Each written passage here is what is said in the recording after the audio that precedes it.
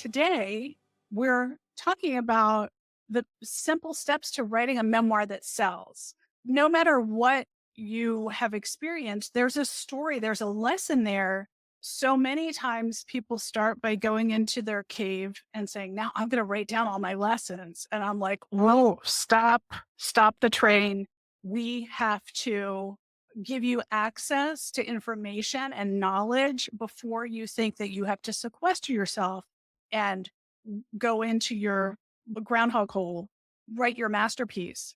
Because with love, no one's waiting for that. That's the challenge. If you have something to impart, how do you make sure that it's going to sell? And today And you're going to share yeah, some tips. I am. It's so funny because just today I was looking on Facebook and an author acquaintance was saying she got a rejection from an agent, and the agent said, if you're going to sell this to a big five publisher, you need 100,000 followers. And I was like, that, pardon my language, is BS. That's No. not true at all, not even a tiny little bit.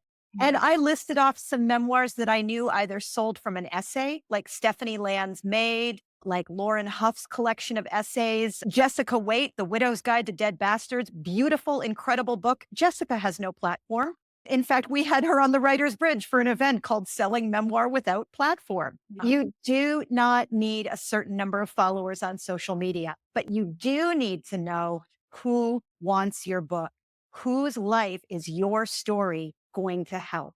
And that's something that we very often don't think of because memoir is so powerful and so personal. And the reason we write a memoir to begin with is we have a personal story. But we've got to think about who needs the story beyond us. It's not like we can come home and mom will tape our fingerprint memoir on the fridge. It's that we actually have to think about how are we going to deliver this value to another human? How does our story help other people? Jessica Waite's Widow's Guide to Dead Bastards is a fantastic book. And it's all about what happens when you find out the secrets of somebody's life after they have passed. And those secrets are things that hurt you. And so not all of us have discovered that our deceased spouse was in fact an adulterer and a gambler, but we have all had something happen where someone we thought we knew had a new dimension to them, had a new thing happen that hurt us.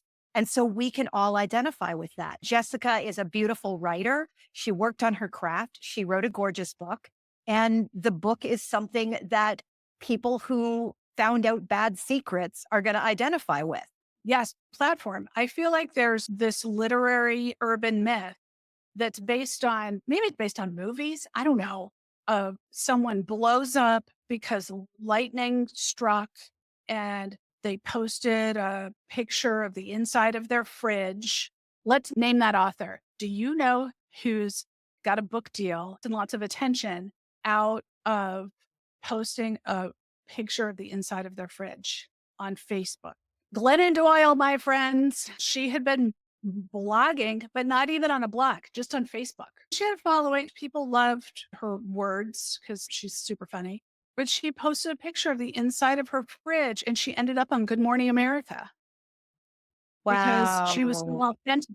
That'll blow up your author brand. I'm doing a lot of air bunnies. And here's the thing, to be perfectly honest, I think that agents are making a tactical error when they are giving the rejection as you need this many followers to sell this book, because what that actually means is the agent is saying, I don't like this book enough to spend unpaid time in my life working to sell it, or I don't know how to sell this book, or I don't know who to sell this book to, or this book just isn't for me. I'm not bonding with it. I don't feel like it.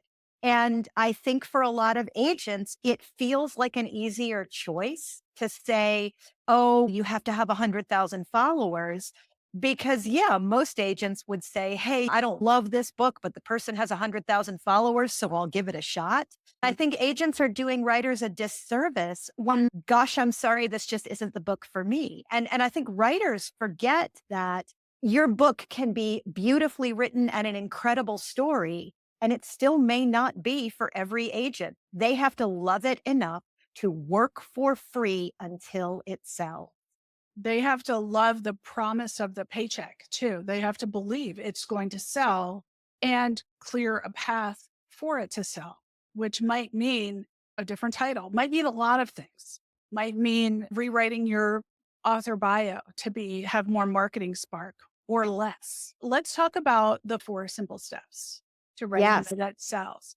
Let's talk about these four steps and relate them to the challenges people have. One is five fingers to the face of you need a platform. It just stops everything, right? You need to build a bigger platform. Nobody knows what that is. You don't actually need a platform. What you need is for your story to intersect with the cultural moment. You need a story that in some way is part of what the world needs to talk about right now.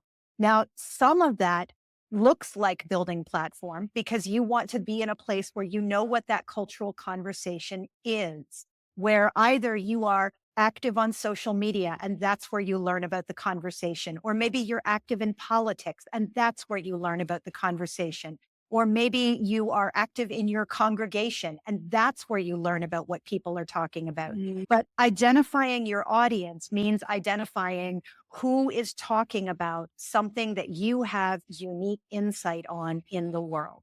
Who is in the world going, man, we really need a story that talks about the American healthcare system from the inside out. And then you get Emily Maloney's book of essays about being a patient and also being a medical billing coordinator and how her attempt at suicide left her in massive medical debt. And so not everybody is going to have the same experience that Emily Maloney had, but lots of people have medical debt or are worried about it or are concerned about it. And so she is able to chime in on that conversation to let us know a deep insider point of view. So how can you identify your audience?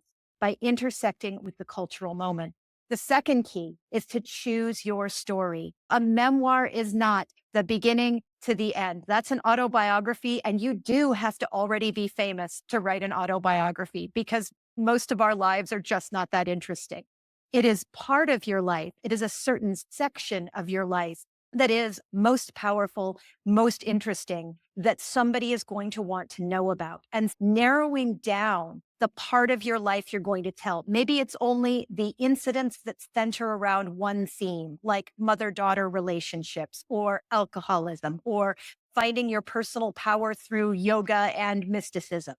But by choosing the selection of your story, you also make your writing job a lot easier because it's so much easier for you to go, oh, these are the scenes that really tell this story, not every scene of my entire life. You also want to identify your publishing path. Is it going to be better for you to work on finding a traditional publisher, a traditional agent, going through step by step and getting the whole thing?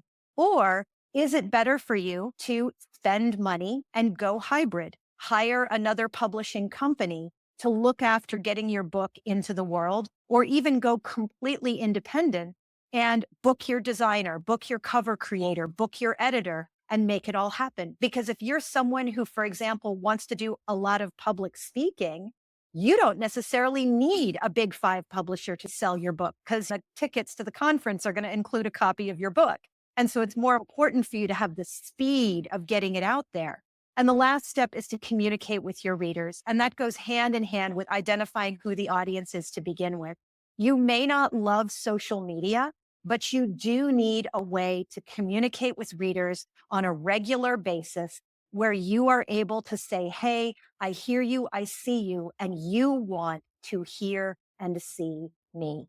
So, reviewing the first step to writing a memoir that sells is knowing who your audience is, which really means knowing what their problem is, what they're searching for, what their obstacles are, what they want. If you say women, I'm going to have to come and pinch you. All women need to know this. The We fact are that not they a need monolith. to know it, that's not what we mean when we say the audience. It's that the women have to already be looking for what you offer, not just they should know this. That's different. That's you having a perspective, a view about what they should be doing. I'm sure we should all exercise, but I'm not going to buy your exercise book. I don't like it. I don't want it. So you've got to know what your audience is troubled with. And P.S., your audience, they're always together because, like, when they're looking, when they're seeking, they're together and they're always banging a drum for the solutions they're looking for or what they want to talk about. So you don't really have to go and search for them or hunt them down because they are not prey and you are not a predator because the hunting and the capturing, capture the, no, don't do that. Connect. So I love that. And then number two is find your story. Let's talk about that for a minute because the finding of the story, I feel like people know what their story is. And then they take a breath and say, let me give you some background. And that's where a memoir delivers. The world is Oh, flowing down in backstory. Like backstory is where do I good have to stories hear the go to die. backstory? If you And have the attention, and now you're like, I really have to start at the beginning. yeah. And let the audience discover the backstory throughout the regular story where you need additional details to fill things in. One of the things I like to think about in terms of writing craft is this idea of telling details, the simple little thing that is concrete, that we can understand, that we can go, oh, that has a much larger meaning. So, for example, I can say to you, and this is not my personal story, but it's the personal story of a character that I'm writing about. When we grew up, gosh, we were really poor. We scrounged behind the couch cushions for change so that we could go to Marcel's Dollar and buy a box of no brand macaroni and cheese and make it with water instead of milk. And that has a whole universe of poverty all wrapped up in it. We don't need statistics. We don't need facts and figures. We don't need that much personal history.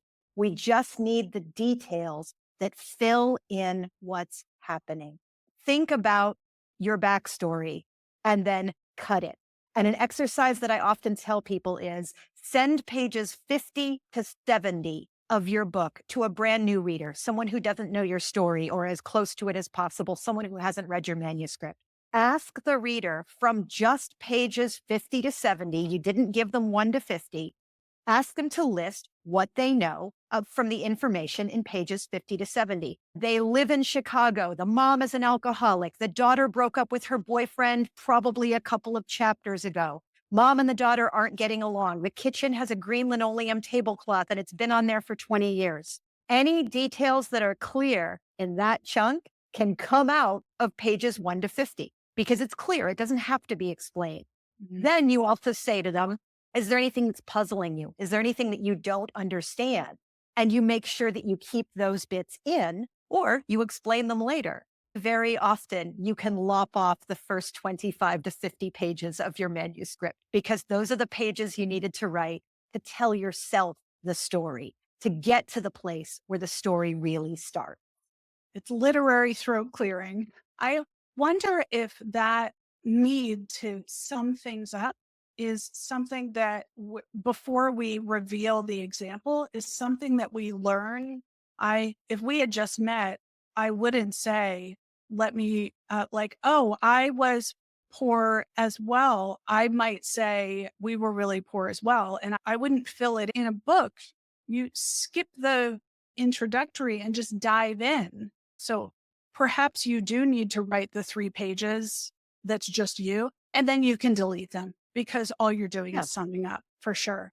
But it'll take that to get you there. Even when you're not writing memoir, when you're writing all the other nonfictions, you are also writing memoir because there's some piece about you that needs to be illustrative that is not just your expertise because people don't remember that.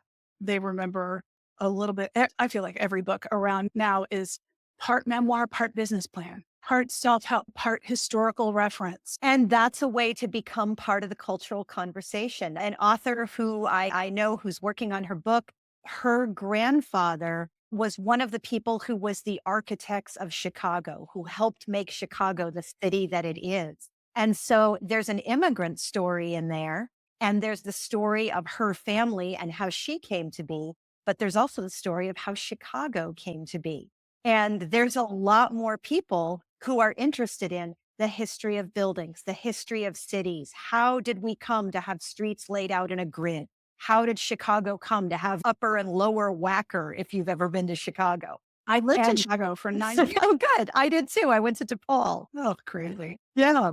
And so that's where we're saying look for the story that intersects with culture. Look for the story that had something to say to the audience about the audience. I definitely agree. Let's shift for a second. I just happen to have your book here. 7 Drafts, Self-Edit Like a Pro from Blank Page to Book. Now, Allison wrote this and it is, first of all, it's funny and instructive and it's like we're just sitting down with you. And for that reason, I love it and smart and practical. What I love about this is that it's called 7 Drafts. It's not going to come out of you perfectly and probably not in the sequence that it ends up with in a book. Can you talk about that process of moving around the pieces or the words or the sentences? I call it 7 drafts because if I called it 17 drafts, no one would buy it. It would be too discouraging. And the concept for 7 drafts came about because I was teaching a workshop in India, actually. And one of the writers in the workshop said, "Hey, how many drafts do we actually need to do?" Because I had said it's usually more than we think. And those of you who are currently writing a book, you know it's more drafts than you thought it was going to be. How many drafts do you actually need? And I said, you need a draft where you just get it all down on paper. I'll call that the vomit draft, just get it out. You need a draft where you shape the story and make sure the plot makes sense. You need a draft where you focus on the characters, where their actions make sense, where their dialogue all sounds like them. You need a draft where you just clean everything up, make your sentences as best they can, and then do just a personal copy edit. That's draft 5 before you send it to your friend readers who are going to take a look at it. After that, you're going to want to do one more round, which is your 6th draft, and then you're going to send it out for a professional read from either an editor or just someone who you know to be a better and more insightful writer than you are at your current stage, someone who you know can give you good, hard feedback. These stages are a way to approach the book that in a way that becomes less overwhelming. And so some of these are going to be more than one draft apiece. You might do a story draft and then get feedback and then go, whoop, I really need another story draft. But it's also a way to narrow your focus so that when you're shaping the story, don't worry yet about perfectly polishing every single sentence because some of those sentences are going to be cut. Doing your technical draft, when you are focusing on shaping every single sentence, go ahead and polish all the sentences. And yeah, you may cut some of them later, but your next draft will be cleaner because you practiced writing every sentence better. I think people really underestimate the amount of time it's going to take to write a book. And the real difference between the writers who get published and the writers who don't is that the writers who get published keep revising after they feel entitled to stop.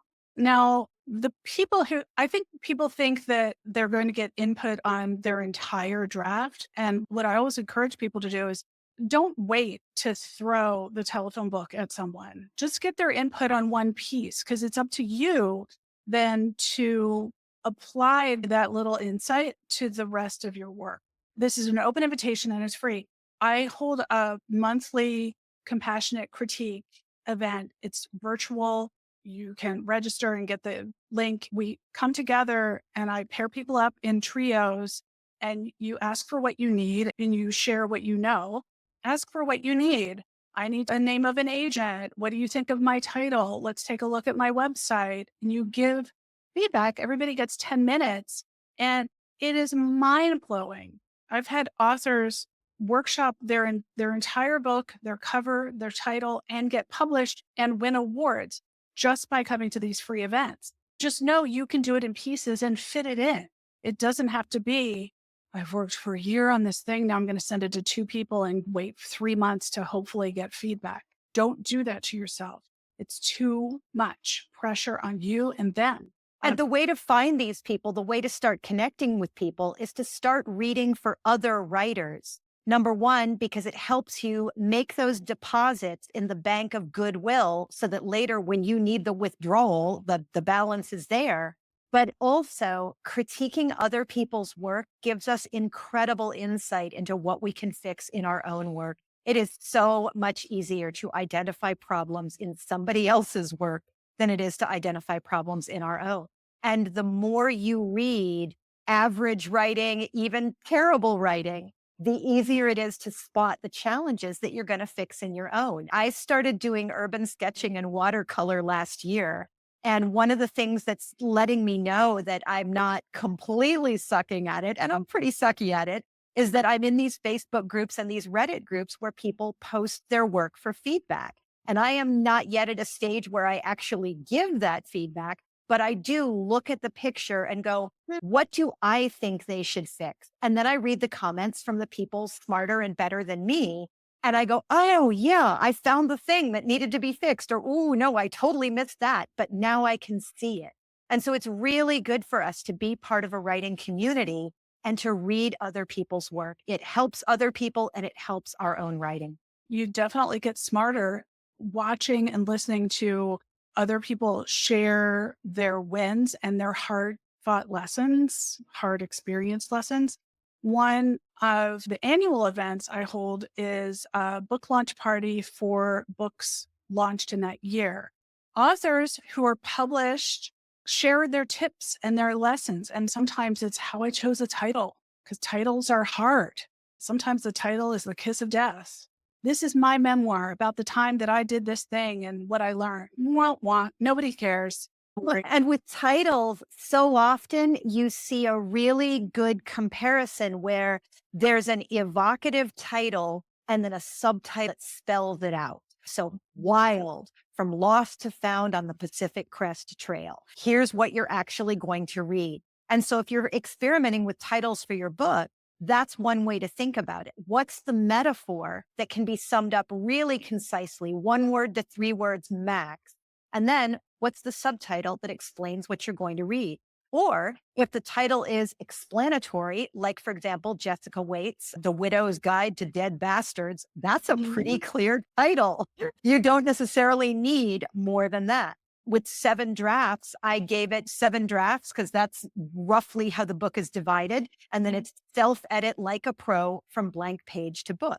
And the sticklers have pointed out to me that you cannot really edit from a blank page, but that's where I'm like, dude, go Yeah. away and write your book. It's funny that you mentioned Wild because there could have been so many titles for that book. And it's not like she starts the book by saying, I really needed to be wild, and here's why wild is important. It's a figurative title. But if that book was called Extreme Solo Hiking, the time I learned lessons while sweating it out in the wilderness, it would not have sold. It's Yeah. taking it from being about me to being about all of us. We all should get in touch with that. I love that. Allison, I'm going to post here Allison has a free writing memoir without fear guidebook. So go to rebirthyourwriting.com and we'll post this in the comments. Go and get your free guide. If you know that you have an experience that needs to be out in the world, take this first step. Don't do something that feels hard. And Do it's a nice, simple guide about identifying what your story is, ways to think about how are you actually going to start the process of writing. A couple of pages of interview tips in there, because I know a lot of us, we need information from the past, but we're worried about the people we have to talk to. There is a way to think as a documentarian and approach the person and start with, hey, so what was child discipline like when you were a kid? How did your parents discipline kids? What were mm, you seeing in the culture at the time? Oh, there was that movie where thus and such happened. You never have to ask them the question, why are you a bad person? Because chances are that in their own head, they have a justification for it. Everyone is the hero of their own story. It is more valuable to your memoir to ask people, what's the version of the story where they were the hero? And then you put that down in your pages and you let the reader make the judgment. If we go into our memoir and we write about all the people who have harmed us, it's a pity party. It's terrible that trauma happens to people, but we don't necessarily want to just read what happened. We want to see what you made of it. We want to see where you went from there. That's the perfect way to wrap this up. If you don't need the guidebook, still get it anyway, because then you get access to Allison's community, her Thanks. newsletter. You're such a game changer for me and so many people who want to get their work in the world and want to connect with other writers and readers. And I really can't thank you enough. And I urge everyone, go get this guidebook. You'll get access to so many free. I run a lot of free events too. The two Allisons get together because the two redheads can't get enough of each And other. let me tell you, Allison Lane is an incredible voice for how to tell your story, particularly for how women can tell their stories. Even if you are not ready to launch a book, this is information that is going to help you write your book. It's going to help you think about how to position your book in the world to sell. And you're going to connect with some other writers. You're going to start building your literary community. And Allison over there is one of the greatest literary citizens I know in terms of providing resources and helping other people connect with each other. Oh my gosh. Just the Allison love is just big. I love it. All right. We will see you guys the next time. In the meantime, go and write.